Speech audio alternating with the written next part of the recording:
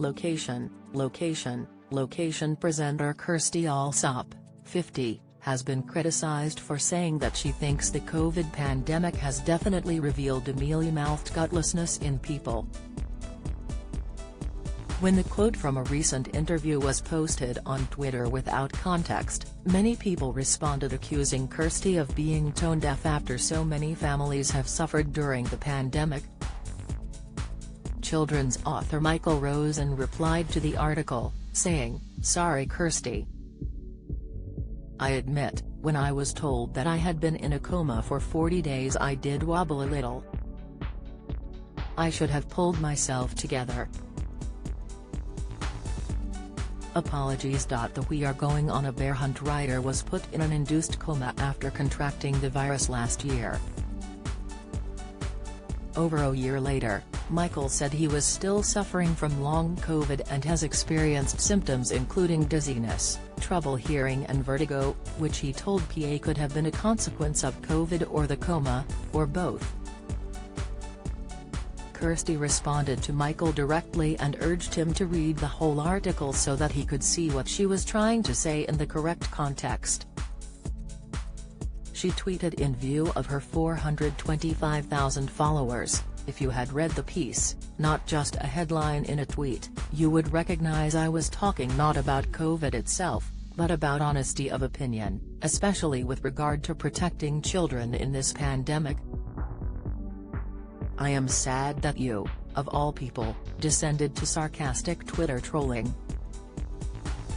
Kirstie, who actually had COVID when she did part of the interview, made the comment while saying she thinks it is bizarre some public figures have remained silent over issues surrounding the pandemic. She told The Telegraph magazine, "COVID has definitely revealed a mealy-mouthed gutlessness in people. I'm not expecting everyone to stick their head above the parapet, but there are famous people with kids in school who could have said something. There's no getting away from the really dreadful effect all this has had on the mental health of young people and the isolation impact on the elderly."